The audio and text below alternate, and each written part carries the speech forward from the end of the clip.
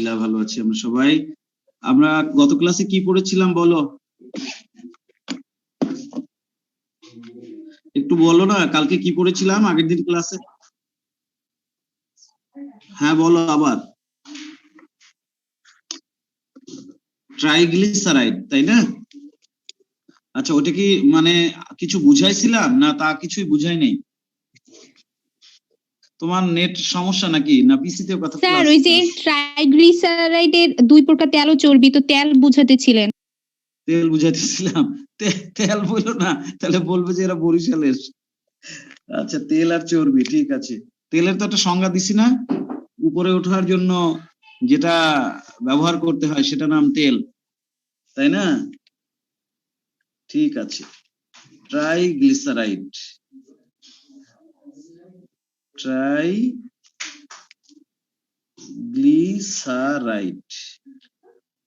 Triglyceride কাকে বলে সেটার বিষয়ে তো আর বলার কিছু নাই, ঠিক কিনা বলো? সেটা তো জানো ভালো করি না? হ্যালো, ট্রাইগ্লিসারাইডটা তো জানো ভালো করি, তাই না? জি স্যার। বাহাউদ্দিন নিদ বলো তো ট্রাইগ্লিসারাইড কাকে বলে? বাহাউদ্দিন নিদ। স্যার আমি ক্লাস করি নাই স্যার কয়েকদিন। হ্যাঁ, গুটি কেমন করে এই জায়গা মতো গিয়ে বসলো আল্লাহ জানে। দেখবা এরপরে এখন আবার আরেকজনকে জিজ্ঞেস করবো, আরেকজনকে জিজ্ঞেস করবো, সেও বলবে একই কথা, ক্লাস করি নাই। দেখবা মশিউর বলো ট্রাইগ্লিসারাইড কাকে বলে?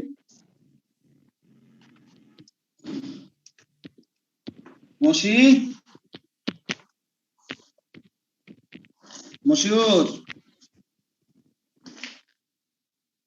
এখন আর কোনো শব্দই নাই, বলবে যে স্যার আমার নেটের সমস্যা, সাউন্ডের সমস্যা। মশিউর, ট্রাইগ্লিসারাইড কাকে বলে?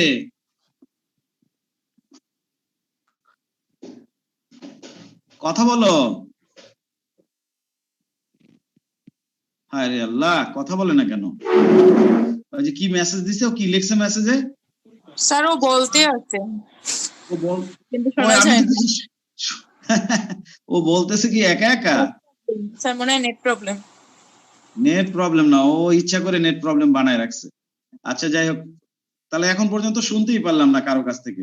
আমি তো একটু ছেলেদের কাছ থেকে শুনতে যাচ্ছি, মেয়েরা তো পারবে জানি জিজ্ঞেস করলে। জুলকার নাইন শুভ বলো ট্রাইগ্লিসারাইড কাকে বলে? আর এখনো গ্লিসারলের সাথে 3 অণু কার্বক্সিলিক যৌগ একসাথে অর্থাৎ এস্টার বন্ধনের মাধ্যমে যুক্ত হলে যে গঠিত হয় যৌগ। এই একেবারে শেষের দিকে এসে লেজের সাথে গোবর মাখায় ফেললা। এক অণু গ্লিসারলের সাথে 3 মনোকার্বক্সিলিক ফ্যাটি অ্যাসিড, গোবরের সাথে লেজ মাখায় ফেললা ইচ্ছা করে। এক অণু গ্লিসারলের সাথে 3 অণু মনোকার্বক্সিলিক ফ্যাটি অ্যাসিড যখন এস্টার বন্ধনে আবদ্ধ হয় তখন তাকে ট্রাইগ্লিসারাইড বলে। একটু যদি বলতা সুন্দর করে, শুনলে কত ভালো লাগতো, বলতে পারলা না। ঠিক আছে, এখন তাহলে আমরা জানি যে ট্রাইগ্লিসারাইড হচ্ছে 2 প্রকার। কি কি ট্রাইগ্লিসারাইড 2 প্রকার? কি কি যদি এমন হয়? স্যার হ্যাঁ বলো। স্যার এডিপোস ফ্যাট কি? ওই যে ফ্যাট রক্তের গ্লাইকোজেনকে বহন করে কলিজার কাছে নিয়ে যায় তাকে এডিপোস ফ্যাট বলে। যে ফ্যাট তো নানা রকমের ফ্যাট আছে, এই ফ্যাটটা রক্তের মধ্যে ভাসমান থাকে, যেমন তোমার চামড়ার নিচে মেদ আছে, চর্বি আছে, সেটাও ফ্যাট, ওটা এডিপোস ফ্যাট না। যে ফ্যাট তোমার রক্তের মধ্যে ভাসমান থাকে তার নাম হচ্ছে এডিপোস ফ্যাট, ওইটা তোমার রক্তের গ্লাইকোজেনকে বহন করে কলিজার কাছে নিয়ে যায়। এই জিনিসটা হচ্ছে ট্রাইগ্লিসারাইড। সত্যি না মিথ্যা? সত্যি, হ্যাঁ। তারপরে আমি বলেছি যে এই যে ট্রাইগ্লিসারাইড, আচ্ছা আমাকে একটু বলো তো, এখানে এস্টার বন্ড আছে কোন 2টা পরমাণুর মধ্যে? স্যার অক্সিজেনের মধ্যে। হ্যাঁ, এই তো 2 অক্সিজেনের মাঝে আছে এস্টার বন্ড। হ্যাঁ ঠিক আছে, এখন ঠিক আছে। এখন যদি এই ট্রাইগ্লিসারাইডের ভেতরে যতগুলো ফ্যাটি অ্যাসিড আছে, 3টা ফ্যাটি অ্যাসিড আছে, এই 3টা ফ্যাটি অ্যাসিড 3টাই যদি সম্পৃক্ত ফ্যাটি অ্যাসিড হয়, সম্পৃক্ত 3টাই কিন্তু সম্পৃক্ত হবে, একটা সম্পৃক্ত 2টা অসম্পৃক্ত এরকম না, তাহলে যে ট্রাইগ্লিসারাইড তৈরি হবে তার নাম চর্বি। আর যদি এমন হয় যে না এই তিনটা যে ফ্যাটি অ্যাসিড, তিনটাই হচ্ছে অসম্পৃক্ত ফ্যাটি অ্যাসিড, অসম্পৃক্ত ফ্যাটি অ্যাসিড। তাহলে যে ট্রাইগ্লিসারাইড তৈরি হবে যদি এরা হয় অসম্পৃক্ত, তাহলে তিনটাই যদি অসম্পৃক্ত ফ্যাটি অ্যাসিড হয়, তাহলে যে ট্রাইগ্লিসারাইড তৈরি হবে তার নাম হবে তেল। ঠিক তো? এখন তারপরে আবার গত ক্লাসে বলেছিলাম যে সম্পৃক্ত বা অসম্পৃক্ত ফ্যাটি অ্যাসিড সম্পর্কে আমাদের ধারণাটা কিরকম। যদি এমন হয় যে একটা ফ্যাটি অ্যাসিডের হাইড্রোকার্বন শিকলে কোথাও কোনো ডাবল বন্ড নাই, শুধুই সিঙ্গেল বন্ড, শুধুই single bond, single bond, hydrocarbon শিকলে কোথাও যদি কোনো ডাবল বন্ড না থাকে, শুধু সিঙ্গেল বন্ড থাকে, তাহলে সেই ফ্যাটি অ্যাসিডকে আমরা বলবো সম্পৃক্ত ফ্যাটি অ্যাসিড। এরকম বলার কারণ কি? কারণ এই ফ্যাটি অ্যাসিডের কোনো আসক্তি নাই, কারোর সাথে যুক্ত হওয়ার মতো কোনো আসক্তি নাই। কারণ সিঙ্গেল বন্ডগুলো এত স্ট্রং, ওগুলো ভেঙে কারোর সাথে যুক্ত হওয়ার মতো ক্ষমতা বা সামর্থ্য ওর নাই। এই জন্য সে স্যাচুরেটেড, সে সম্পৃক্ত, তার কোনো চাহিদা নাই। আর যদি এমন হয় যে না, একটা ফ্যাটি অ্যাসিড তার হাইড্রোকার্বন শিকলে একটা বা দুইটা বা আরো এর চেয়েও বেশি হতে পারে ডাবল বন্ড থাকে, হ্যাঁ ডাবল বন্ড থাকে, তাহলে সেই ফ্যাটি অ্যাসিডকে আমরা বলবো অসম্পৃক্ত ফ্যাটি অ্যাসিড। যেমন এই পাশে যে আঁকলাম, এটা একটা অসম্পৃক্ত ফ্যাটি অ্যাসিড। অসম্পৃক্ত বলার কারণ হচ্ছে তার চাহিদা এখনো শেষ হয় নাই, এই জন্যই সে অসম্পৃক্ত। যার চাহিদা এখনো রয়ে গেছে সে অসম্পৃক্ত, আর যার চাহিদা পূরণ হয়ে গেছে সে সম্পৃক্ত। চাহিদাটা কেন রয়ে গেল অসম্পৃক্ত ফ্যাটি অ্যাসিডের? কারণ এই তার ডাবল বন্ডের কারণে। ডাবল বন্ডটা যদি ভেঙে যায়, কারণ ডাবল বন্ড তো দুর্বল, ডাবল বন্ড ভেঙে গেলে এই কার্বনের একটা হাত খালি হয়ে যাবে, ওই কার্বনের একটা হাত খালি হয়ে যাবে। তখন এই হাত দিয়ে তারা কি, এই সরি ভুল হয়ে গেল, তো এখানে তো ইয়ে হবে, এখানে এই হাইড্রোজেনটা তো হবে না। হ্যাঁ এই সরি সরি খেয়াল করিনি আমি, কার্বনের তো হাত 5টা হয়ে গেছিল।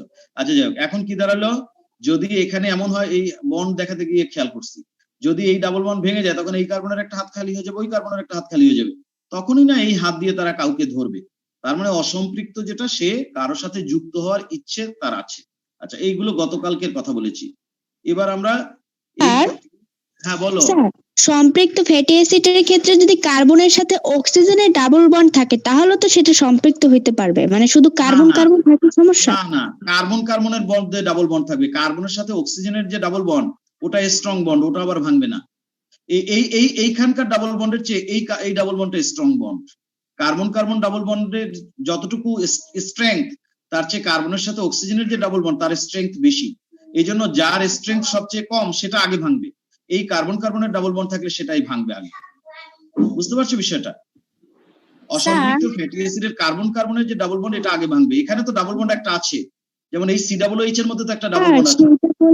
মানে স্যার আমি বলছি যে স্যার সম্পৃক্ত ফ্যাটি অ্যাসিডের ডাবল বন্ড তো থাকবে না, কিন্তু স্যার কার্বনের সাথে অক্সিজেনের যদি থাকে তাহলে তো সমস্যা নেই, তাহলে তো সেটা সম্পৃক্তই হবে। হ্যাঁ সম্পৃক্ত হবে, এখানে তো একটা ডাবল বন্ড আছে। এই সম্পৃক্ত সত্ত্বেও এই COOH এর মধ্যে তো একটা ডাবল বন্ড আছে। এখানে স্ট্রাকচারটা এরকম, সি এর সাথে এই ডাবল বন্ড অক্সিজেন, তারপর আরেক হাত দিয়ে এই অক্সিজেনকে ধরবে, অক্সিজেন তার এক হাত দিয়ে, আর COOH এর মধ্যে সবসময় একটা ডাবল বন্ড আছে। কিন্তু হলে কি হবে, এইখানে যদি ডাবল বন্ড থাকতো তাহলে ওইটা আগে ভাঙতো, এই ডাবল বন্ডটা সহজে ভাঙবে না। কোন বন্ডের স্ট্রেংথ কতটা এটা ডিপেন্ড করে সেই পরমাণুর সাথে কোন পরমাণু যুক্ত হয়েছে তার উপর। বুঝতে পারছো? এই বন্ডের উপরে তোমাদের কেমিস্ট্রিতে আলাদা চ্যাপ্টার আছে, ওইটা তোমাদের খুব ডিটেলস ভালো করে পড়তে হবে, যে কোন বন্ড কতটুকু স্ট্রেংথ, কেন কোনটা কখন ভাঙবে, সেটার উপরে বন্ডের উপরে বন্ধনের উপরে আলাদা চ্যাপ্টার আছে। বুঝছো? ওইটা কিন্তু ভালো করে পড়ে নিতে হবে। সবাই কিন্তু ওটা ভালো পড়তেও পারে না, পড়াতেও পারে না। আচ্ছা এখন তাহলে আমি একটু সামনের দিকে আগাই। হ্যাঁ বলো। প্রতি লিটার রক্তে কত পার্সেন্ট ট্রাইগ্লিসারাইড থাকবে এটা আজকে বলবেন বলছিলেন? কোনটার মধ্যে? রক্তের মধ্যে? হ্যাঁ স্যার। এটা আমি তো একটু দেখবো করে ভাবছিলাম, সম্ভবত 0.5 milligram per litre, milligram sorry milligram, triglyceride থেকে 0.5 মিলিগ্রাম পার লিটার।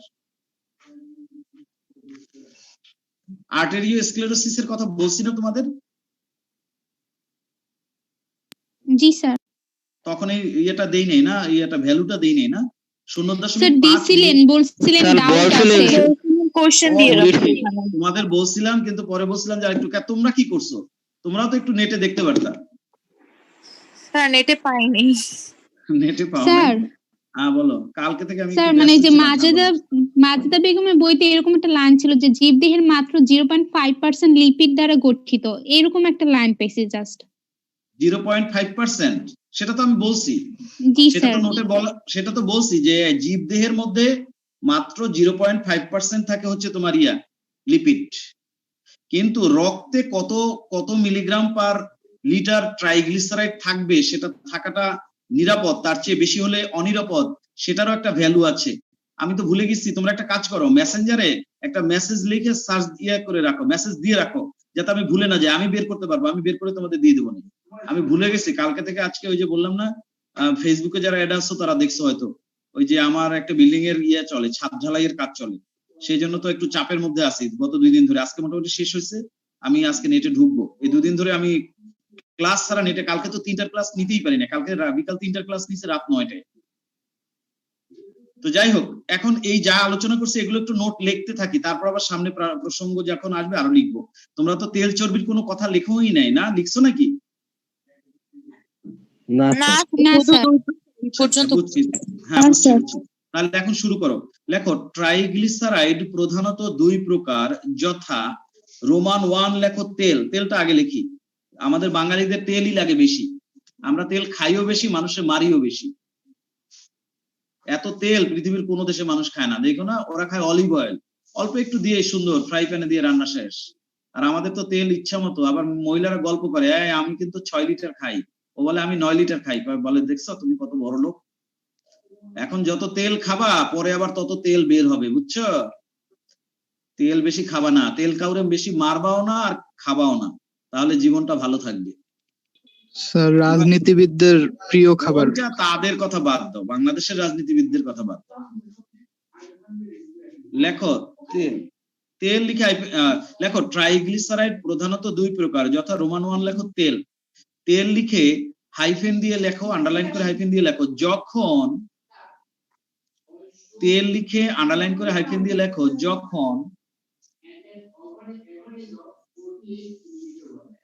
যখন এক অণু গ্লিসারল এর সাথে, যখন এক অণু গ্লিসারল এর সাথে 3 অণু, যখন এক অণু গ্লিসারল এর সাথে 3 অণু অসম্পৃক্ত ফ্যাটি অ্যাসিড, যখন এক অণু গ্লিসারল এর সাথে 3 অণু অসম্পৃক্ত ফ্যাটি অ্যাসিড 3টি স্টার বন্ধনীর মাধ্যমে আবদ্ধ হয়, যখন এক অণু গ্লিসারল এর সাথে 3 অণু অসম্পৃক্ত ফ্যাটি অ্যাসিড 3টি স্টার বন্ধনীর মাধ্যমে আবদ্ধ হয়, তখন যে ট্রাইগ্লিসারাইড তৈরি হয় তাকে তেল বলে। তখন যে ট্রাইগ্লিসারাইড তৈরি হয় তাকে তেল বলে। যখন এক অণু গ্লিসারল এর সাথে 3 অণু অসম্পৃক্ত ফ্যাটি অ্যাসিড 3টি স্টার বন্ধনীর মাধ্যমে যুক্ত হয়, তখন যে ট্রাইগ্লিসারাইড তৈরি হয় তাকে তেল বলে।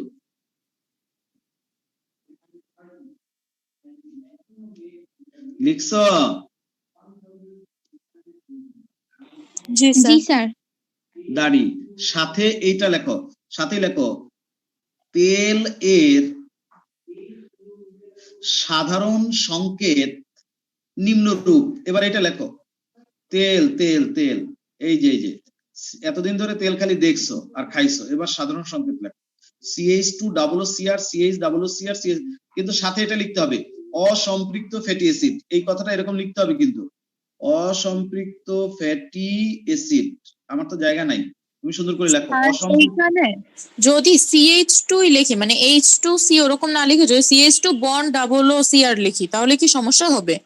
না, তোমার তো কার্বনের সাথে অক্সিজেনের বন্ড করতে হবে, যে দুইটার সবচেয়ে যোগ্যতা বেশি এই দুইটার মধ্যে কানেকশন করবে না তুমি। হ্যাঁ স্যার। CH টা, তাহলে H টা এই পাশে দিতে চাও কেন? স্যার মানে 9-10 এ যখন ওই যে 10 অধ্যায় পড়ছিলাম তখন তো এই না। এই সাইডে দিলেও সমস্যা হতো না, ওই সাইডে সেটা দিলেও হচ্ছে সেটা রাসায়নিক সংকেত যখন লিখবা তখন, এটা তো গাঠনিক সংকেত লিখছি। রাসায়নিক সংকেত লেখার সময় এইচটা পরে দিবা, কার্বনটা আগে দিবা, কিন্তু গাঠনিক সংকেত লেখার সময় যে দুইটার মধ্যে যোজ্যতা বেশি ওই দুইটার মধ্যে কানেকশন করতে হবে, বুঝছো নাই? জি স্যার বুঝছি। এইখানে যে অসম্পৃক্ত ফ্যাটি অ্যাসিড লিখছে এটা পড়া যায় না, কিন্তু এটা লিখবা, অসম্পৃক্ত ফ্যাটি অ্যাসিড লিখে নিচের দুইটা ডু মাইরা দিবা। লিখছি স্যার। যখন এক অণু গ্লিসারল এর সাথে 3 অণু অসম্পৃক্ত ফ্যাটি অ্যাসিড 3টি এস্টার বন্ধনীর মাধ্যমে যুক্ত হয়, তখন যে ট্রাইগ্লিসারাইড তৈরি হয় তাকে তেল বলে। লিখছ? জি স্যার। এবার দাড়ির সাথে একটা থার্ড ব্র্যাকেট শুরু করো, এরকম একটা থার্ড ব্র্যাকেট শুরু করো। থার্ড ব্র্যাকেটের ভেতরে লেখো অসম্পৃক্ত ফ্যাটি অ্যাসিড, এই কথাটা লেখো। থার্ড ব্র্যাকেটের ভেতরে লেখো অসম্পৃক্ত ফ্যাটি অ্যাসিড, এই কথাটা লেখো। অসম্পৃক্ত ফ্যাটি অ্যাসিড লিখতে পারবা না? অসম্পৃক্ত ফ্যাটি অ্যাসিড কথাটা লেখা এরকম হাইফেন দাও, হাইফেন দিয়ে লিখতে থাকো। অসম্পৃক্ত ফ্যাটি অ্যাসিড কথাটা লিখে হাইফেন দিয়ে লিখতে থাকো। যেই প্রকার ফ্যাটি অ্যাসিডের হাইড্রোকার্বন শিকলে, যেই প্রকার ফ্যাটি অ্যাসিডের হাইড্রোকার্বন শিকলে, যেই প্রকার ফ্যাটি অ্যাসিডের হাইড্রোকার্বন শিকলে, এরকম লেখো কার্বন হাইফেন কার্বন। পড়ার সময় পড়বা কার্বন কার্বন, হাইফেনটা পড়বা না। কার্বন কার্বন পরমাণুর মধ্যে যেই প্রকার ফ্যাটি অ্যাসিডের হাইড্রোকার্বন শিকলে কার্বন কার্বন পরমাণুর ভেতরে এক বা একাধিক দ্বিবন্ধন থাকে তাকে অসম্পৃক্ত ফ্যাটি অ্যাসিড বলে। যেই প্রকার ফ্যাটি অ্যাসিডের হাইড্রোকার্বন শিকলে কার্বন কার্বন পরমাণুর ভিতরে এক বা একাধিক দ্বিবন্ধন থাকে তাকে অসম্পৃক্ত ফ্যাটি অ্যাসিড বলে। লিখছ? যেই প্রকার ফ্যাটি অ্যাসিডের হাইড্রোকার্বন শিকলে কার্বন কার্বন পরমাণুর ভিতরে এক বা একাধিক দ্বিবন্ধন থাকে তাকে অসম্পৃক্ত ফ্যাটি অ্যাসিড বলে। লিখছ? জি স্যার। স্যার কি বলো? স্যার মানে 9 তো পড়ছিলাম যে কার্বন কার্বন পরমাণুর ভিতরে এক বা একাধিক দ্বিবন্ধন বা ত্রিবন্ধন থাকে তাকে অসম্পৃক্ত। না। স্যার এখানে কি? ত্রিবন্ধন 9-10 এ পড়ছো? জি স্যার, ত্রিবন্ধন ছিল, তারপর এই অসম্পৃক্তকে যে দুই ভাগে আবার ভাগ করতো।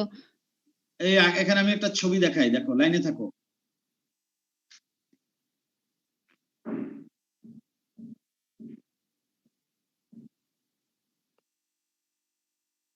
এই যে দেখতে পাচ্ছ এগুলো কি? অসম্পৃক্ত ফ্যাটি অ্যাসিড, মেজর অসম্পৃক্ত ফ্যাটি অ্যাসিড উপরে লেখা আছে, দেখছো? স্যার। জি স্যার। এখন এগুলো নাম দেখো, বাম পাশে লেখা আছে, আর দেখো ডাবল বন্ড আছে, এই যে দেখছো ডাবল বন্ড আছে, ট্রিপল বন্ডের কথা তো নাই কোথাও।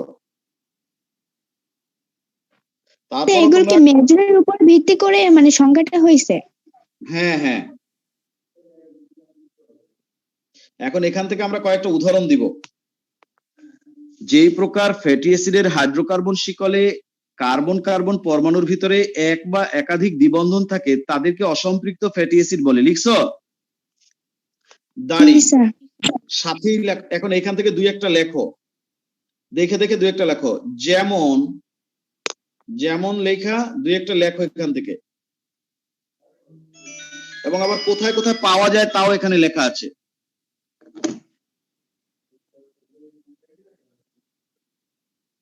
এই যে দেখো, এটা দেখে দেখে দুই তিনটা লেখো, আমি একটা ফোনে একটু কথা বলি। হ্যাঁ স্যার, আসসালামু আলাইকুম। হ্যাঁ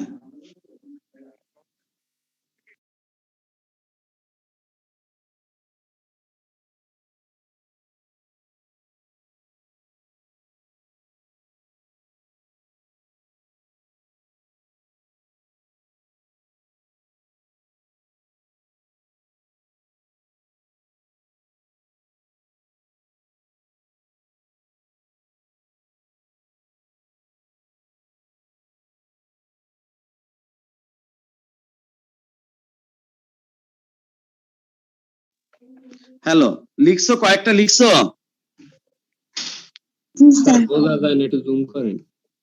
তোমরা জুম করতে পারো না, আমি ছাড়াও তোমরাও তো করতে পারো না। জি স্যার। এই যে palmitoleic acid, oleic acid, linoleic acid, এটা গামা লিনোলিক অ্যাসিড, এটা হচ্ছে পেরিনার্টিক অ্যাসিড, পেরিনার্টিক, তারপর হচ্ছে ইউরোসিক অ্যাসিড। 2-3টা লেখো, এতগুলো বেশি লেখা লাগবে না, কয়েকটা লেখো। স্যার ওটা কি পেরিনার্টিক অ্যাসিড? পেরিনারিক বোধহয়, হ্যাঁ পেরিনারিক, ঠিক আছে, পেরিনারিক অ্যাসিড। আর কোনটা কোথায় পাওয়া যায় তাও এখানে আছে তথ্য। এই যে দেখো, এই উপরের এটা কি নাম? স্যার একটু জুম আউট করুন। জুম আউট করছি।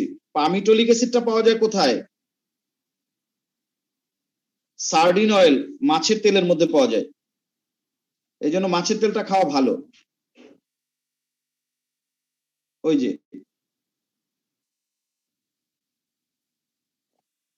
সার্ডিন অয়েল মানে মাছের তেল, ওটার মধ্যে পাবা তুমি। অলিভ অয়েলের মধ্যে পাবা, মানে জলপাই তেলে, বাদাম তেলের মধ্যে পাবা এগুলো, এই যে অলিক অ্যাসিড। লিনসিড অয়েল মানে হচ্ছে তিসির তেল, ওটার মধ্যে পাবা। বুঝতে পারছো? এই যে কোন তেলের মধ্যে কোন ফ্যাটি অ্যাসিড আছে সেটা এখানে লেখা আছে। স্যার সেইটা ওই তিসিটা ওইটা পাবো কোথায় স্যার? কোনটা পাবো কোথায়?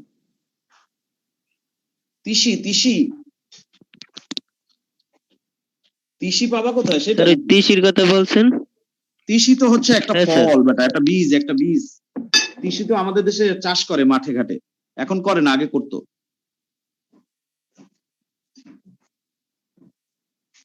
তিসি হচ্ছে এক ধরনের বীজ।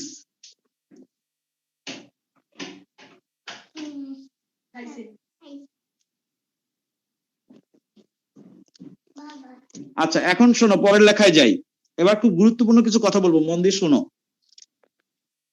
এই যে অসম্পৃক্ত ফ্যাটি অ্যাসিড, কথা বলো না, সরো। এদের তো ডাবল বন্ড আছে, তাই না? একটা থাকুক, দুইটা থাকুক, একাধিক ডাবল বন্ড থাকে, তাই না? বললামই তো। আর ডাবল বন্ড যে তুলনামূলকভাবে ভঙ্গুর, ভেঙে যায়,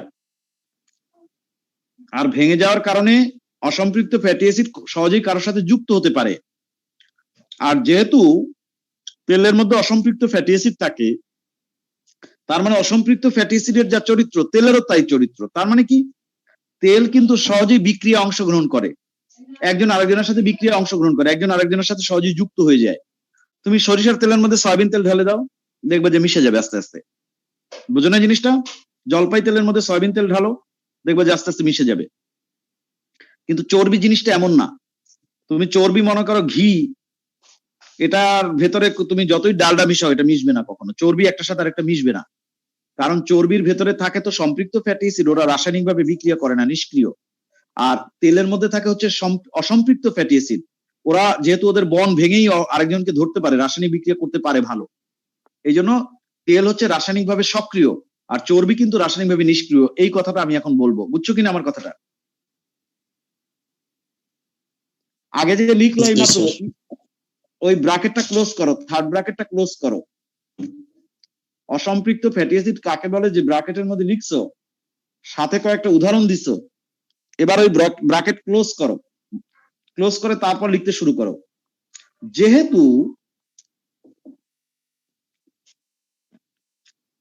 যেহেতু অসম্পৃক্ত ফ্যাটি অ্যাসিডে এক বা একাধিক দ্বিবন্ধন থাকে, যেহেতু অসম্পৃক্ত ফ্যাটি অ্যাসিডে এক বা একাধিক দ্বিবন্ধন থাকে, সেহেতু অসম্পৃক্ত ফ্যাটি অ্যাসিড দিয়ে তৈরি তেল, সেহেতু অসম্পৃক্ত ফ্যাটি অ্যাসিড দিয়ে তৈরি তেল সহজেই রাসায়নিক বিক্রিয়ায় অংশগ্রহণ করতে পারে। সেহেতু তেল সহজেই রাসায়নিক বিক্রিয়ায় অংশগ্রহণ করতে পারে। কথাটা বুঝতে পারছো না পারো নাই? যেহেতু অসম্পৃক্ত ফ্যাটি অ্যাসিডে এক বা একাধিক দ্বিবন্ধন থাকে, সেহেতু বা তাই অসম্পৃক্ত ফ্যাটি অ্যাসিড দিয়ে তৈরি তেল সহজেই রাসায়নিক বিক্রিয়ায় অংশগ্রহণ করতে পারে, অর্থাৎ রাসায়নিকভাবে সক্রিয়। অর্থাৎ রাসায়নিকভাবে সক্রিয়। লিখছ? কথা বলো, লিখছো কিনা? জি স্যার।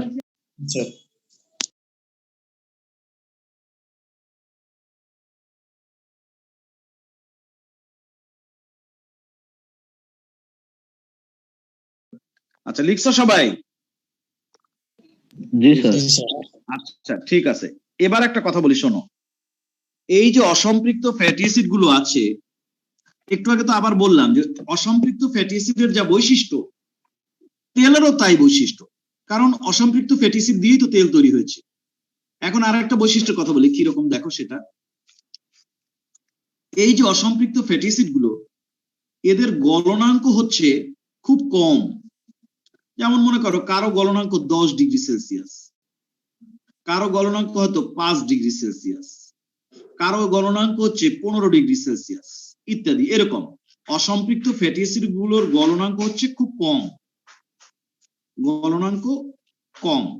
আচ্ছা, এখন খেয়াল করো, 5, 10, 15, 5 এরকম যদি হয় গলনাঙ্ক, যেমন এই মুহূর্তে তোমরা যে যেখানে আছো, বলো তো তোমাদের টেম্পারেচার কিরকম আছে, পারলে বলো তো অনুমান করে। আমাদের এখনকার বরিশালের ওয়েদারের sir, temperature 19 sir. 27 degree Celsius. কত? 27? স্যার ক্লাইমেটের হিসেবে বলছে, আমি জানি না। না, অত না, অত না। Sir 22 degree sir. এইটা ঠিক আছে। 1900 না, 2700 না, 27 ডিগ্রি। হুম, 21, 22 এই টেম্পারেচার। স্যার 20 লেখা আছে এই জায়গা স্যার। কত? Sir 22 point something sir. আমার এই জায়গা স্যার 20 আছে স্যার। এখানে স্যার 24 স্যার, 24 আমারটা। না স্যার, স্যার চেঞ্জ হয়েছে, 6টা 24। না, আমি বলি এভারেজ টেম্পারেচার এরকম। হয়তো কেউ যে যেখানে আছো সে ওইখানকার টেম্পারেচার কম বেশি হওয়ার একটা ব্যাপার থাকতে পারে, কিন্তু এখন এই আমাদের যে ওয়েদার নরমাল মানে এভারেজ টেম্পারেচার এরকম 21, 22 বা 23 এরকম। এখন খেয়াল করো, একটা পদার্থ তার গলনাঙ্ক যদি হয় 10 অথবা ধরলাম 20 তার গলনাঙ্ক, কিন্তু টেম্পারেচার আছে 21, তাহলে ওই পদার্থটা কি এই 20 ডিগ্রি সেলসিয়াস যদি তার গলনাঙ্ক হয়, তাহলে কি এখন সে তরল থাকবে না শক্ত থাকবে? তরল থাকবে। অবশ্যই সে গলে যাবে তো, কারণ টেম্পারেচার তো গলনাঙ্কের চেয়ে বেশি আছে। গলনাঙ্ক হচ্ছে সেই টেম্পারেচার যে তাপমাত্রা সে গলে যাবে, কিন্তু তার গলনাঙ্ক আছে 20, বাট এখন টেম্পারেচার আছে 21, তার মানে তার মেল্টিং পয়েন্ট বা গলনাঙ্কের চেয়েও তাপমাত্রা বেশি, তার মানে সে তো অবশ্যই গলে বসে থাকবে। 20 হলেই তো সে গলে যাবে, ঠিক না? কিন্তু একটা পদার্থের গলনাঙ্ক মনে করো আছে 40 ডিগ্রি সেলসিয়াস, এটা যদি কোনো একটা পদার্থের গলনাঙ্ক হয়, ওই পদার্থ কি এই টেম্পারেচারে গলবে? না স্যার। গলবে না, যতক্ষণ পর্যন্ত 40 না হবে সে গলবে না। এখন খেয়াল করো, যত অসম্পৃক্ত ফ্যাটি অ্যাসিড আছে তাদের ম্যাক্সিমামের গলনাঙ্ক 20-এর চেয়ে কম। কারো 10, 15, 5 এমনও আছে, কারো 4 ডিগ্রি সেলসিয়াস গলনাঙ্ক। যদি গলনাঙ্ক 4 ডিগ্রি সেলসিয়াস হয়, তাহলে তো ফ্রিজের মধ্যে রাখলেও গলে যাবে, কারণ ফ্রিজের মধ্যেই তো টেম্পারেচার থাকে 4-5। কি সত্যি না মিথ্যা?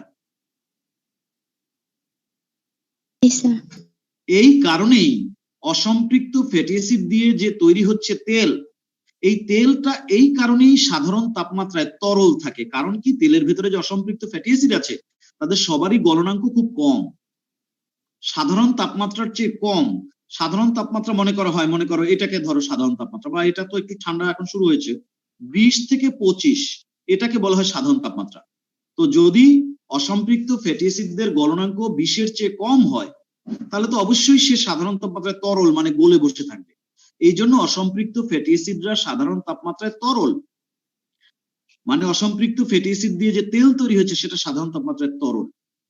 কিন্তু যে সমস্ত মানে ট্রাইগ্লিসারাইড সম্পৃক্ত ফ্যাটি অ্যাসিড দিয়ে তৈরি হবে, যেগুলো চর্বি, তারা কিন্তু সাধারণ তাপমাত্রায় কঠিন। কেন?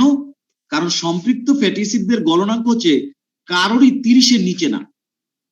কোন সম্পৃক্ত ফ্যাটি অ্যাসিডের গলনাঙ্ক 30-এর কম না। 30 থেকে শুরু করে 40, 50, 60, 70 এরকম 80 পর্যন্ত। যার যত বেশি গলনাঙ্ক তাকে ওই টেম্পারেচার না দেওয়া পর্যন্ত গলবে না। যেমন মনে করো ঘি, এটা টেম্পারেচার মনে করো 30, তুমি হাতের আঙ্গুলের মধ্যে নিয়ে একটু ডলা দিবা, দেখবে যে গলে গেছে। কিন্তু ডালডা তো তোমার চুলার উপরে দেওয়া লাগে, না হলে তো গলে না। কারণ ডালডার ভিতরে যে সম্পৃক্ত ফ্যাটি অ্যাসিড আছে তার গলনাঙ্ক হয়তো 60 ডিগ্রি সেলসিয়াস। তাহলে 60 ডিগ্রি তো আর তোমার রোদ্দুরের তাপে হবে না, তারে তো হিট দেওয়া লাগবে। বুঝছো না বোঝো নাই? মাংসের ভিতরে যে চর্বি থাকে, সমস্ত চর্বির ভিতরে যে সম্পৃক্ত সমস্ত চর্বির ভিতরে যে সম্পৃক্ত ফ্যাটি অ্যাসিড, তাদের গলনাঙ্ক অনেক বেশি। সম্পৃক্ত ফ্যাটি অ্যাসিডের গলনাঙ্ক বেশি, এ কারণে সাধারণ তাপমাত্রায় সে গলে না, বেশি তাপ দিলে সে গলে। এ কারণেই সম্পৃক্ত ফ্যাটি অ্যাসিড দিয়ে যে চর্বি তৈরি হয় সেটা সাধারণ তাপমাত্রায় গলে না। যেমন মাংসের চর্বিটা কিরকম, যেই চুলায় দেয় মাংসের ভেতরে চর্বিটা তেলের মতো গলে যায়, আবার যেই ঠান্ডা হয়ে যায় মাংসটা, চর্বিটা আবার জমাটবদ্ধ হয়, ঠিক না? যখন চুলায় দেয় তখন তার গলনাঙ্ক অ্যাচিভ করে, তাই সে গলে যায়। আবার যখন চুলা থেকে নামায় রাখে তখন আস্তে আস্তে ঠান্ডা হলেই সে আবার জমাটবদ্ধ হয়ে যায়, কারণ তার গলনাঙ্ক হচ্ছে সাধারণ তাপমাত্রার চেয়ে বেশি। সাধারণের চেয়ে বেশি হিট দিলে সে গলবে, না হলে গলবে না। এই কথাগুলো আমি এখন বলবো, বুঝতে পারছো আমার কথাগুলো? মেইন ফোকাসটা বুঝছো কিনা? জি স্যার। তাহলে এখন এই কথাটা এখন লিখবো। এখানে কোনো কারো কনফিউশন আছে? স্যার এইভাবে স্যার গলনাঙ্ক এই সম্পৃক্তি বেশি, আবার ওইটার কম হওয়ার কারণ কি? আরে বাবা, এক একটা পদার্থের প্রপার্টিস তো এক এক রকম। তোমার প্রপার্টিস আর আমার প্রপার্টিস এক, তুমিও মানুষ আমিও মানুষ।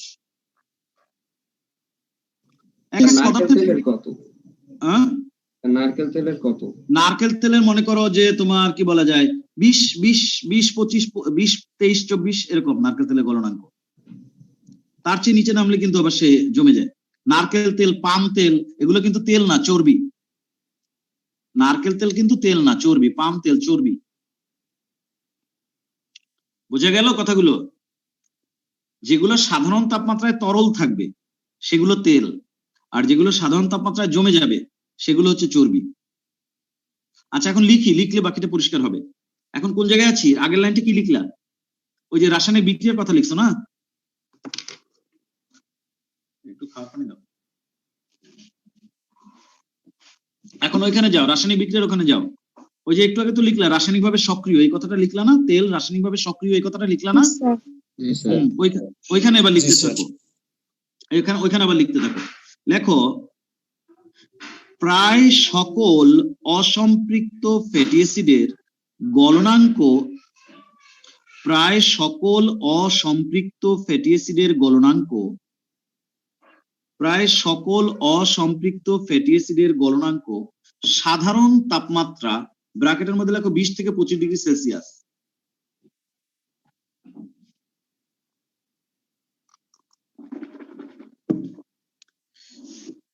প্রায় সকল অসম্পৃক্ত ফ্যাটি অ্যাসিডের গলনাঙ্ক সাধারণ তাপমাত্রা, ব্র্যাকেটের মধ্যে লেখো 20 থেকে 25 ডিগ্রি সেলসিয়াস এর চেয়ে কম। প্রায় সকল অসম্পৃক্ত ফ্যাটি অ্যাসিডের গলনাঙ্ক সাধারণ তাপমাত্রা এর চেয়ে কম। তারপরে কমা দাও। তাই সাধারণ তাপমাত্রায় অসম্পৃক্ত ফ্যাটি অ্যাসিড দিয়ে তৈরি তেল তরল অবস্থায় থাকে।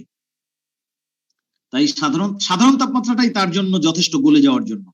কথাটা বোঝেন নাই? সাধারণ তাপমাত্রার চেয়ে তার গলনাঙ্ক অনেক নিচে থাকে, যে কারণে সাধারণ তাপমাত্রাটাই তার গলে যাওয়ার জন্য যথেষ্ট। সাধারণ তাপমাত্রায় সে গলে বসে থাকে। কনসেপ্টটা পরিষ্কার তো? প্রায় সকল অসম্পৃক্ত ফ্যাটি অ্যাসিডের গলনাঙ্ক সাধারণ তাপমাত্রা, ব্র্যাকেটে লেখো 20 থেকে 25 ডিগ্রি সেলসিয়াস এর চেয়ে কম। ব্র্যাকেট শেষ করে লেখো এর চেয়ে কম। সাধারণ তাপমাত্রা ব্র্যাকেটে লেখো 20 থেকে 25 ডিগ্রি সেলসিয়াস, ব্র্যাকেট শেষ করে লেখো এর চেয়ে কম। সাধারণ তাপমাত্রা এর চেয়ে কম। প্রায় সকল অসম্পৃক্ত ফ্যাটি অ্যাসিডের গলনাঙ্ক সাধারণ তাপমাত্রা এর চেয়ে কম, কমা তাই অসম্পৃক্ত ফ্যাটি অ্যাসিড দিয়ে তৈরি তেল সাধারণ তাপমাত্রায় তরল অবস্থায় থাকে।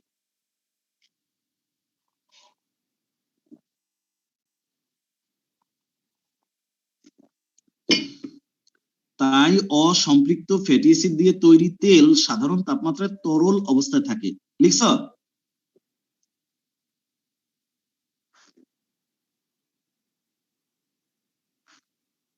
লিখছো কিনা বলো। জি স্যার। আচ্ছা, এবার আমরা চলে যাই নাম্বার 2, চর্বি। ইসের জন্য, তেলের জন্য নাম্বার যদি 1 দাও তাহলে চর্বির জন্য দাও 2, তেলের জন্য যদি ক দাও তাহলে চর্বিতে দাও খ। এবার লেখো চর্বি। চর্বি কথাটা লেখো, ব্র্যাকেটে লেখো ফ্যাট। চর্বি ইংরেজি কিন্তু ফ্যাট। চর্বি।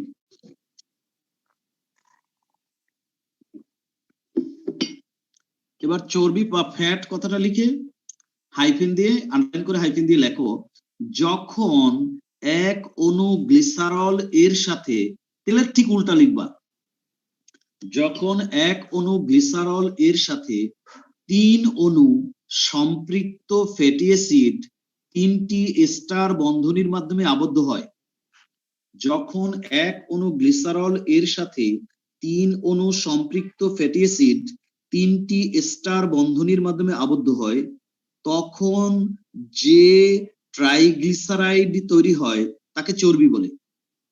যখন এক অণু গ্লিসারল এর সাথে 3 অণু সম্পৃক্ত ফ্যাটি অ্যাসিড 3টি এস্টার বন্ধনীর মাধ্যমে আবদ্ধ হয়, তখন যে ট্রাইগ্লিসারাইড তৈরি হয় তাকে চর্বি বলে। দাড়ি। সাথেই লেখো, চর্বি এর সাধারণ গাঠনিক সংকেত নিম্নরূপ। সাধারণ গাঠনিক সংকেত কথাটা লিখবা, চর্বি এর সাধারণ গাঠনিক সংকেত নিম্নরূপ। এবার এটা লেখো, এই জিনিসটুকু লেখো যেরকম আমি লিখছি, চর্বি এর সাধারণ গাঠনিক সংকেত নিম্নরূপ।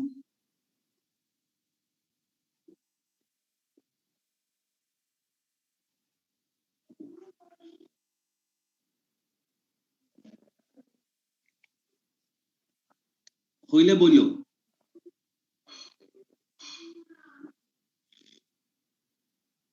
জি স্যার। ঠিক আছে, এবার সাথেই লেখো ব্র্যাকেট দাও, একটা থার্ড ব্র্যাকেট। থার্ড ব্র্যাকেট দিয়ে ব্র্যাকেটের ভিতরে লেখো সম্পৃক্ত ফ্যাটি অ্যাসিড, লেখা হাইফেন দাও। এবার সম্পৃক্ত ফ্যাটি অ্যাসিডের সংজ্ঞাটা ওই ব্র্যাকেটের ভিতরে দিয়ে রাখো। লেখো, যেই প্রকার ফ্যাটি অ্যাসিডের হাইড্রোকার্বন শিকলে কার্বন কার্বন পরমাণুর ভিতরে কোনো দ্বিবন্ধন থাকে না তাকে সম্পৃক্ত ফ্যাটি অ্যাসিড বলে। এটা তো লিখতে পারবা, ওই অসম্পৃক্তর মতোই লিখবা।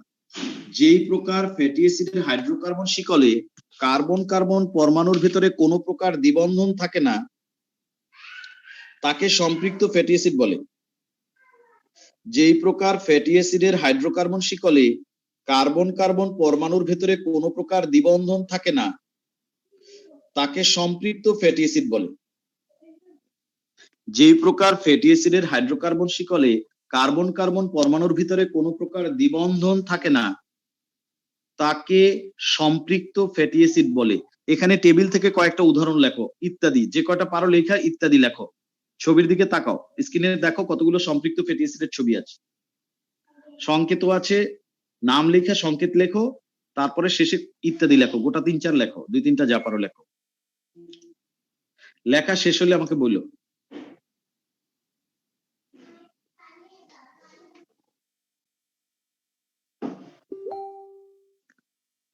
যেই প্রকার ফ্যাটি অ্যাসিডের হাইড্রোকার্বন শিকলে কার্বন কার্বন পরমাণুর ভিতরে এক বা একাধিক দ্বিবন্ধন থাকে তাকে সম্পৃক্ত ফ্যাটি অ্যাসিড বলে। নাম লেখা কয়েকটা, শেষে ইত্যাদি লেখো। লেখা হলে আমাকে বলো হ্যাঁ ঠিক আছে।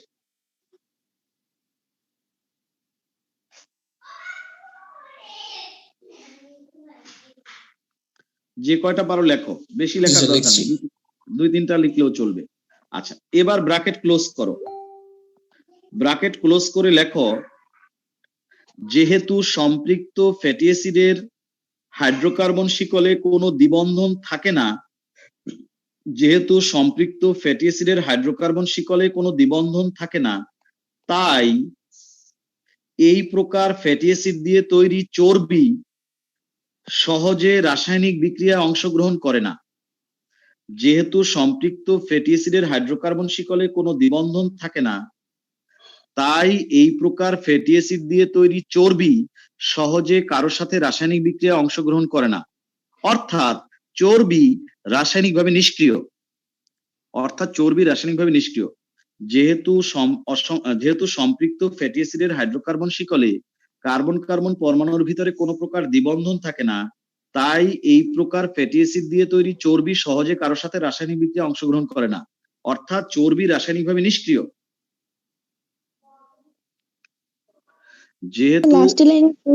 আবার বলি, যেহেতু সম্পৃক্ত ফ্যাটি অ্যাসিড সমূহের হাইড্রোকার্বন শিকলে কার্বন কার্বন পরমাণুর ভিতরে কোনো দ্বিবন্ধন থাকে না। আবার বলছি, যেহেতু সম্পৃক্ত ফ্যাটি অ্যাসিডের হাইড্রোকার্বন শিকলে কার্বন কার্বন পরমাণুর ভিতরে কোনো প্রকার দ্বিবন্ধন থাকে না, তাই এই প্রকার ফ্যাটি অ্যাসিড দিয়ে তৈরি চর্বি সহজে কারো সাথে রাসায়নিক বিক্রিয়ায় অংশগ্রহণ করে না। তাই এই প্রকার ফ্যাটি অ্যাসিড দিয়ে তৈরি চর্বি সহজে কারো সাথে রাসায়নিক বিক্রিয়ায় অংশগ্রহণ করে না। তাই এই প্রকার ফ্যাটি অ্যাসিড দিয়ে তৈরি চর্বি সহজে কারো সাথে রাসায়নিক বিক্রিয়ায় অংশগ্রহণ করে না, অর্থাৎ চর্বি রাসায়নিকভাবে নিষ্ক্রিয়।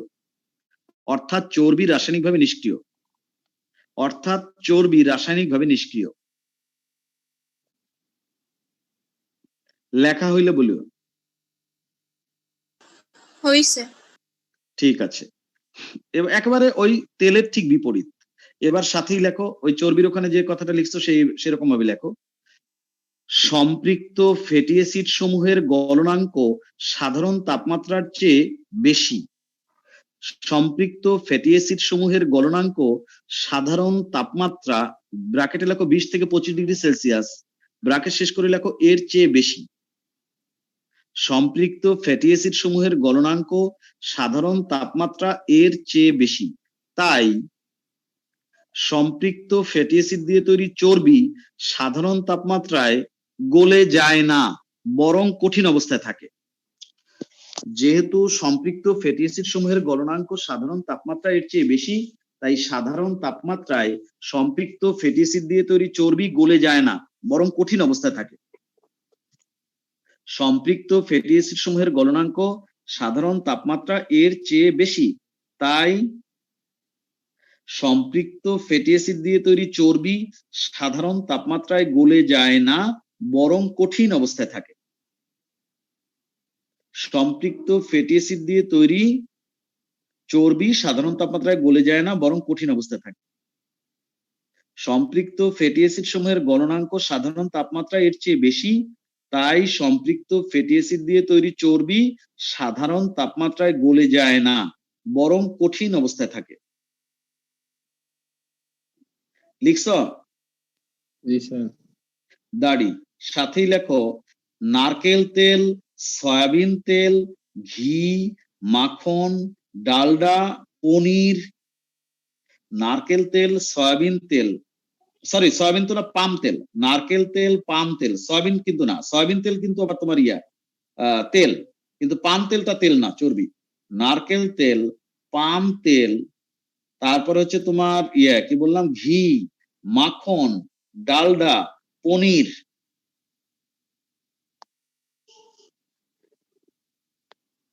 ইত্যাদি। বলো স্যার, এদের যে নিষ্ক্রিয় মানে বলছেন যে মানে রাসায়নিক বিক্রিয়া অংশগ্রহণ করে না, কিন্তু ওরা যদি এবার ওই তাপমাত্রা বাড়ায় যদি তেলে মানে লিকুইড হয়ে যায়, তখন করবে না? না না না না, তুমি তাপ দিলে একটা চর্বি গলে যাওয়া মানেই যে সে তেল হয়ে গেল তা না। তাপ দিলে সে গলে যাচ্ছে। লোহা তুমি তাপ দিলা, গলে তরল হয়ে গেল, তরল হলেও সে কিন্তু লোহা, সে কিন্তু রূপা হবে না। বুঝো নাই? মানে লিকুইড অবস্থায় বিক্রিয়া অংশগ্রহণ করবে না? বিক্রিয়া করবে না, নিজে নিজে মিশে যাবে, কিন্তু একজন আরেকজনের সাথে মিশবে না। আচ্ছা স্যার। আচ্ছা লেখো, কি যেন লিখলা লাইনটা? ওই যে শেষ করলাম কি দিয়ে, তাই চর্বি সাধারণ তাপমাত্রায় কঠিন অবস্থায় থাকে। আচ্ছা তারপর লিখছো ঘি, মাখন, ডালডা, পনির ইত্যাদি হচ্ছে চর্বি জাতীয় পদার্থ। লিখছো না এই কথাটা? নারকেল তেল, পাম তেল, ঘি, মাখন, ডালডা, পনির ইত্যাদি চর্বি জাতীয় পদার্থ। লিখছো? এবার যদি পরীক্ষায় আসে যে তেল এবং চর্বির রাসায়নিক গুণাগুণ ব্যাখ্যা করো, তাহলে কি লিখতে পারবে না পারবে না? পারবো স্যার। ইনশাআল্লাহ। যদি পরীক্ষা আসে তেল কেন সাধারণ তাপমাত্রায় তরল, চর্বি কেন কঠিন, এই প্রশ্নের উত্তর লিখতে পারবে না পারবে না? ওই যে গলনাঙ্কের ব্যাপারটা আসবে, এর মধ্যে ঘাবড়ে গেলে কেন? পারবো স্যার। গলনাঙ্কের কথাটা বললেই তো হয়ে গেল। আচ্ছা, যদি প্রশ্ন আসে তেল কেন রাসায়নিকভাবে সক্রিয়, চর্বি কেন রাসায়নিকভাবে নিষ্ক্রিয়, উত্তরটি বুঝিয়ে লেখো, বলতে পারবে না পারবে না? জি স্যার। ওই তো দ্বিবন্ধনের কথা পারবো স্যার। বলবা। পারবো স্যার। অসম্পৃক্ত আর সম্পৃক্ত ফ্যাটি অ্যাসিডের দ্বিবন্ধনের কথাটা উল্লেখ করবা। তাহলে আশা করি এই প্রশ্নগুলোর উত্তর আমরা লিখতে পারবো। এবার লেখো নাম্বার হবে কি, ট্রাইগ্লিসারাইড তো দুই প্রকার, সরল লিপিড হচ্ছে দুই প্রকার, এক হচ্ছে ট্রাইগ্লিসারাইড আর দুই হচ্ছে মোম। ট্রাইগ্লিসারাইডের ভেতরে আবার তেল আর চর্বি আছে। টেবিলের কাছে যাও, টেবিলের কাছে যাও। টেবিল কই? খাতা কি আছে না বিক্রি করছো? আচ্ছা স্যার। তাহলে খাতা বের করো। মাঝে মধ্যে ইচ্ছে হবে যে পুরান খাতাটা তো সব বিক্রি করে ফেলি, তাহলে টাকা পাওয়া যাবে, কিন্তু অন্তত এই ইন্টারমিডিয়েটের পরে কোথাও ভালো ভর্তি হওয়ার আগ পর্যন্ত খাতা বিক্রি করবে না, টাকা পয়সার যতই লোভ লাগুক না কেন। সেই টেবিলে দেখো কি আছে। টেবিলে আছে এরকম, তুমি ক যদি হয় সরল লিপিড, যেই লিপিড বিশুদ্ধ তার নাম সরল লিপিড, যার মধ্যে অ্যালকোহল আর ফ্যাটি অ্যাসিড ছাড়া কি না কিছুই নাই। সেই সরল লিপিডের মধ্যে দুইটা ধরন, এক হচ্ছে ট্রাইগ্লিসারাইড, মনে করি এটা এক, আর দুই হচ্ছে মোম। ট্রাইগ্লিসারাইডের ভেতরে দুই প্রকার ছিল, তেল আর চর্বি। এগুলো নিয়ে এতক্ষণ কথা বলেছি, এখন কথা বলবো মোম নিয়ে। ঠিক আছে, এখন আমরা কথা বলবো কি নিয়ে? মোম। তাহলে হ্যাঁ, তাহলে আমাদের সরল লিপিড হয়ে যায়, তাহলে আমাদের সরল লিপিড শেষ হয়ে যায়। আচ্ছা, এবার খেয়াল করো, আমরা তো জানি সরল লিপিড মানেই অ্যালকোহল আর ফ্যাটি অ্যাসিড ছাড়া আর কিছু থাকতে পারবে না। এবার কিন্তু আর ট্রাইগ্লিসারাইডের কথা আর আসবে না, অ্যালকোহল হিসেবে কিন্তু ওই গ্লিসারল এখন আর আসবে না, এখন অন্য জিনিস আসবে। অ্যালকোহল হিসেবে যে খুশিতে সেই আসতে পারবে। মনে করো এটা খেয়াল করো, CH3 CH2 হোল মনে করো 20, আর তারপরে লিখলাম OH, এটা একটা অ্যালকোহল হবে না? হবে না কি হবে না? স্যার। জি আচ্ছা। স্যার। আবার যদি এরকম করি CH3 CH2 হোল মনে করো 25 COOH, এটা কি একটা ফ্যাটি অ্যাসিড হবে না? জি স্যার। হবে, হবে। জি স্যার। কিন্তু হ্যাঁ অবশ্যই হবে, কিন্তু আমি একটা কন্ডিশন দিলাম, ফ্যাটি অ্যাসিডের অ্যালকোহলের মধ্যে কিন্তু আমি ওই সম্পৃক্ত আর অসম্পৃক্ত অ্যালকোহল বলতে কিছু না। অ্যালকোহলের সবই হয় সাধারণত সম্পৃক্ত, মানে হাইড্রোকার্বন শিকলের মধ্যে ডাবল বন্ড থাকে না, কিন্তু ফ্যাটি অ্যাসিডের মধ্যে আবার রকম ফের আছে, ডাবল বন্ড থাকলে অসম্পৃক্ত হবে, না থাকলে সম্পৃক্ত হবে। এখন এই ফ্যাটি অ্যাসিডের ব্যাপারে আর অ্যালকোহলের ব্যাপারে একটা কথা কি বলতে পারি আমি, যে এদের এই হাইড্রোকার্বন চেইনটা অনেক লম্বা, 20 বার আমার এরকম লেখা লাগবে। CH220 মানে কি, এই যে CH2 এটাকে আমার পর পর 20 বার লেখা লাগবে। এখন ওই 20 বার লিখলে তো খাতা শেষ, সেই জন্য আমি CH2 লিখে একসাথে 20 দিয়ে দিছি, আবার CH2 লিখে একসাথে 25 দিয়ে দিছি, কিন্তু আসলে খুলে লিখলে তো এরকম অনেকবার 25 বার লেখা লাগবে। তার মানে কি, এখানে যে অ্যালকোহল গুলো লিখছি অথবা যে ফ্যাটি অ্যাসিড গুলো লিখছি তাদের হাইড্রোকার্বন চেইন অনেক লম্বা, এই কথা কি আমি বলতে পারি না পারি না? পারি স্যার। জি স্যার। তাহলে আমি উপরে যে অ্যালকোহলটা দেখালাম আর নিচে যে ফ্যাটি অ্যাসিডটা দেখালাম, দুইটাই হচ্ছে লম্বা হাইড্রোকার্বন শিকলযুক্ত অ্যালকোহল এবং লম্বা হাইড্রোকার্বন শিকলযুক্ত ফ্যাটি অ্যাসিড। আরেকটা কন্ডিশন আছে, এটা কিন্তু মনোহাইড্রিক অ্যালকোহল আর এটা কিন্তু মনোকার্বক্সিলিক ফ্যাটি অ্যাসিড, কিন্তু ট্রাইগ্লিসারাইড বানানোর সময় অ্যালকোহলটা ছিল গ্লিসারল, সেটা তো ছিল ট্রাইহাইড্রিক অ্যালকোহল। গ্লিসারল কিন্তু একটা ট্রাইহাইড্রিক অ্যালকোহল, কিন্তু এটা কিন্তু মনোহাইড্রিক অ্যালকোহল, কারণ একটা হাইড্রোক্সিল মূলক। গ্লিসারলের সাথে কি ছিল, গ্লিসারলের সাথে ছিল 3 অণু মনোকার্বক্সিলিক ফ্যাটি অ্যাসিড। এখন আমি কি করব, মনোহাইড্রিক অ্যালকোহল নেব আর মনোকার্বক্সিলিক ফ্যাটি অ্যাসিড নেব, এই দুইটাকে পাশাপাশি এনে যদি জোড়া লাগাই, এরকম ধরো এটা লিখলাম আমি, দেখো CH3 CH2, এই ধরো লিখলাম হচ্ছে 20, আর এখানে তোমার অক্সিজেন রাখলাম, এই হাইড্রোজেন আর রাখলাম না, আর এখান থেকে যদি OH আমি নিয়ে যাই, তার মানে এখনো পানি চলে যাবে, এই হচ্ছে অক্সিজেন, এই অক্সিজেন, তারপরে হচ্ছে এই C, তারপরে যদি আমি আবার লিখি এরকম CH2 হোল 25 CH3, আমি যদি লিখি তাহলে তোমরা কি বুঝবা না যে এখানে এইটুকু অ্যালকোহল আর এখানে এইটুকু ফ্যাটি অ্যাসিড, কিন্তু মাঝখান থেকে এখনো পানি চলে এখানে জি স্যার এগুলো হ্যাঁ বুঝবা। তাহলে এই রকমেরই ব্যাপার। আমি কি করছি, লম্বা হাইড্রোকার্বন শিকল বিশিষ্ট একটা মনোহাইড্রিক অ্যালকোহল নিছি, আর একটা লম্বা হাইড্রোকার্বন শিকল বিশিষ্ট মনোকার্বক্সিলিক ফ্যাটি অ্যাসিড নিছি। এরপরে এই দুইটার ভেতর থেকে এক অণু পানি অপসারণ করে দুইটার জোড়া লাগিয়ে দিছি। এখন যে পদার্থটা তৈরি হয়ে গেল সেই পদার্থটার নামই হচ্ছে মোম। আমি কি বুঝাইতে পারছি না পারি নাই? জি স্যার। কন্ডিশন কি? কন্ডিশন হচ্ছে অ্যালকোহলটারও হাইড্রোকার্বন চেইন হতে হবে অনেক লম্বা, আর ফ্যাটি অ্যাসিডটারও হাইড্রোকার্বন চেইন হতে হবে লম্বা। আর ফ্যাটি অ্যাসিডটা হতে হবে কিন্তু সম্পৃক্ত, কোনো অসম্পৃক্ত ফ্যাটি অ্যাসিড এখানে আসতে পারবে না। এবার আমি মোমের সংজ্ঞা দিই, তবে মোমটাকে আমরা মোম বললেও, যদিও আমরা মোম বলি বা ওয়াক্স, এটাকে ইংরেজি শব্দ, কিন্তু কেমিস্ট্রির ভাষায় মোমকে বলা হয় প্যারাফিন। মোমকে বলা হয় প্যারাফিন, কেমিস্ট্রিতে মোমকে বলা হয় প্যারাফিন। এখন এই সবকিছু মিলিয়ে আমি একটু লেখার চেষ্টা করি। মোম, মোম লিখে আন্ডারলাইন করে হাইফেন দিয়ে লেখো। যখন, যখন লিখতে পারবে না, যখন লেখো। যখন, কি কথা বলো না কেন? যখন লিখতে পারবে না নাকি?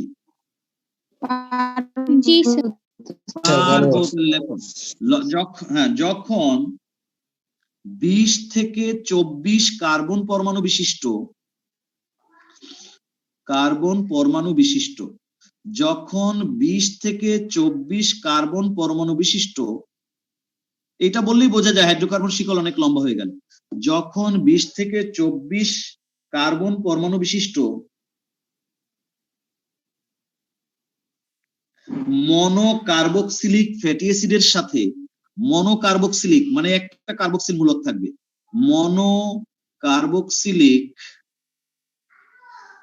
ফ্যাটি অ্যাসিডের সাথে, ফ্যাটি অ্যাসিড এর সাথে যখন 20 থেকে 24 কার্বন পরমাণু বিশিষ্ট মনোকার্বক্সিলিক ফ্যাটি অ্যাসিড এর সাথে, যখন 20 থেকে 24 কার্বন পরমাণু বিশিষ্ট মনোকার্বক্সিলিক ফ্যাটি অ্যাসিড এর সাথে 24 থেকে 36 কার্বন পরমাণু বিশিষ্ট, কার্বন পরমাণু বিশিষ্ট 24 থেকে 36 কার্বন পরমাণু বিশিষ্ট মনোহাইড্রিক অ্যালকোহল, সরি মনোহাইড্রিক, মনো এটা ওই না, মনোহাইড্রিক অ্যালকোহল 24 থেকে 36 কার্বন পরমাণু বিশিষ্ট মনোহাইড্রিক অ্যালকোহল এস্টার বন্ধনের মাধ্যমে যুক্ত হয়, এস্টার বন্ধনের মাধ্যমে যুক্ত হয়, এস্টার বন্ধনী বা বন্ধনের মাধ্যমে যুক্ত হয়। আবার বলি, যখন 20 থেকে 24 কার্বন পরমাণু বিশিষ্ট মনোকার্বক্সিলিক ফ্যাটি অ্যাসিড এর সাথে 24 থেকে 36 কার্বন পরমাণু বিশিষ্ট মনোহাইড্রিক অ্যালকোহল এস্টার বন্ধনীর মাধ্যমে যুক্ত হয়, তখন যে সরল লিপিড তৈরি হয় তাকে মোম বলে। আবার বলি, যখন 20 থেকে 24 কার্বন পরমাণু বিশিষ্ট মনোকার্বক্সিলিক ফ্যাটি অ্যাসিড এর সাথে 24 থেকে 36 কার্বন পরমাণু বিশিষ্ট মনোহাইড্রিক অ্যালকোহল এস্টার বন্ধনীর মাধ্যমে যুক্ত হয়, তখন যে সরল লিপিড তৈরি হয় তাকে মোম বলে। না বুঝলে বলো কি বলছি, যদি না বুঝো আবার বলছি। অর্থাৎ এমন একটা অ্যালকোহল নিব যার মধ্যে 24 থেকে 36টা কার্বন পরমাণু থাকবে এবং সে একটা হাইড্রোক্সিল মূলক থাকবে। আবার এমন একটা ফ্যাটি অ্যাসিড নিব যার মধ্যে 20 থেকে 24টা কার্বন পরমাণু থাকবে, একটা কার্বক্সিলিক অ্যাসিড থাকবে।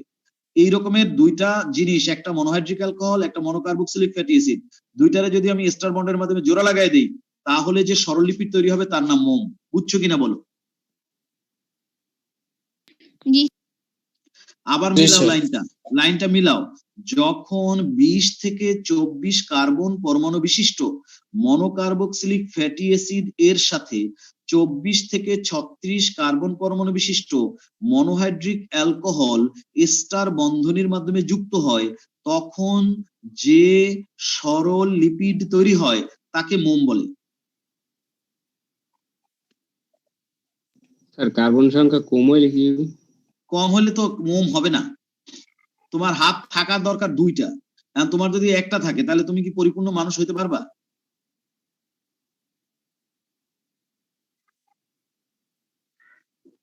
এই কথা বলো, লিখছো? তাকে মোম বলে, লিখছো? জি জি স্যার। দাঁড়িয়ে সাথী লেখো মোম এর রাসায়নিক নাম প্যারাফিন। এই কথাটা লেখো, মোম এর রাসায়নিক নাম প্যারাফিন।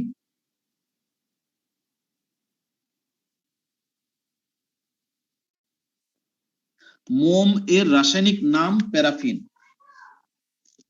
সাথী লেখো প্রকৃতিতে বিভিন্ন প্রকার মোম রয়েছে, যেমন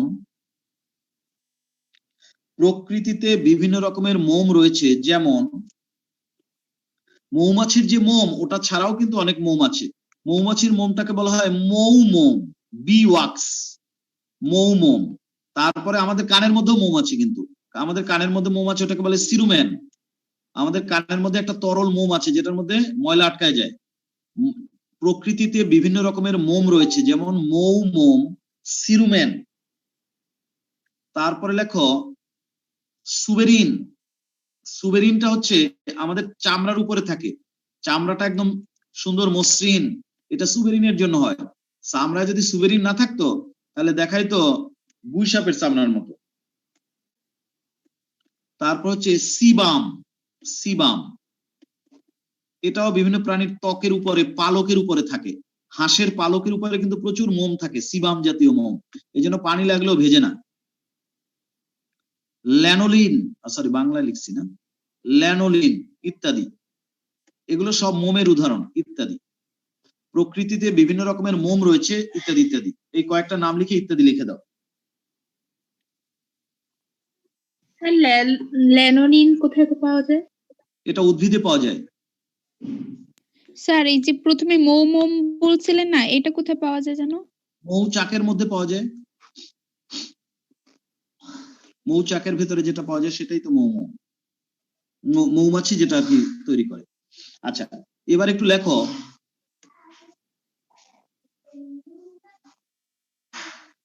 একটি, সাথে লেখো একটি 20 কার্বন বিশিষ্ট ফ্যাটি অ্যাসিড, একটি 20 কার্বন বিশিষ্ট ফ্যাটি অ্যাসিড। মোম তো অনেক রকম আছে, সব মোমের রাসায়নিক সংকেত তো আর একরকম না। লেখো একটি 20 কার্বন বিশিষ্ট ফ্যাটি অ্যাসিড, একটি 20 কার্বন বিশিষ্ট ফ্যাটি অ্যাসিড, একটি 20 কার্বন বিশিষ্ট ফ্যাটি অ্যাসিড এবং 28 কার্বন বিশিষ্ট অ্যালকোহল।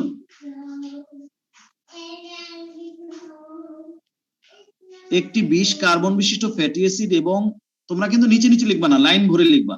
আমি তো একসাথে পুরোটা ধরে না, এই জন্য নিচে নিচে লিখি, আবার ওই পাশে লিখি। তোমরা কিন্তু লাইন ভরে লিখবা।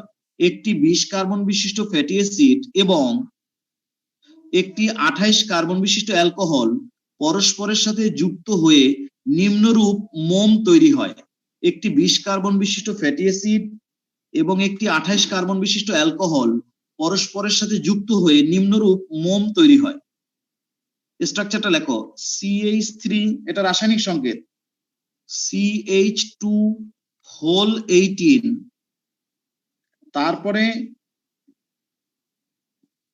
COO, এখানে COO, তারপরে এই 2 ও এর মধ্যে বন্ড তৈরি হবে। তারপরে হচ্ছে স্যার এইটা একটু ছবি তুলে স্যার একটু গ্রুপে দিয়ে দিয়েন স্যার, আমি দেখতে পাই না স্যার। কেন দেখতে পাও না? তোমার চোখে সমস্যা? আমার নেট প্রবলেমের জন্য। ও আচ্ছা, দেব না।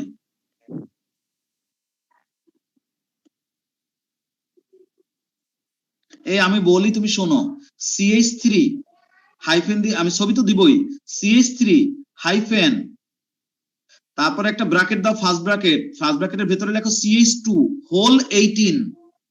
তারপরে বন্ড মানে হাইফেন, মানে বন্ড, COO, তারপর আবার হাইফেন মানে বন্ড, এরপরে ব্র্যাকেট CH2 এরপরে হাইফেন CH3। ঠিক আছে, এটা এখানে দেখো, এইখানে 20 কার্বন বিশিষ্ট একটা ফ্যাটি অ্যাসিড আছে এটুকুর মধ্যে, কিন্তু এখনো পানি এখান থেকে বের হয়ে গেছে। এই 18 গুণ করে দিবা, এই 19, এই 20, আর এখানে অ্যালকোহল হচ্ছে 28 কার্বন বিশিষ্ট, এই একটা কার্বন 27 দিয়ে গুণ করেছি, আর এই একটা কার্বন। বুঝো না জিনিসটা?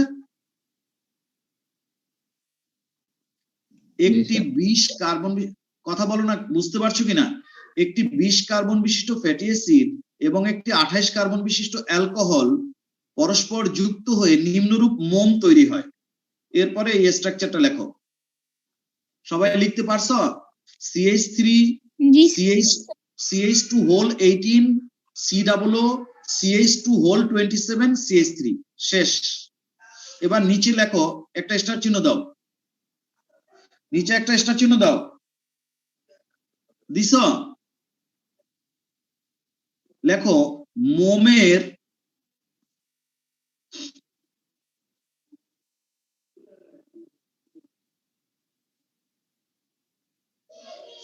জৈবিক গুরুত্ব বর্ণনা করো।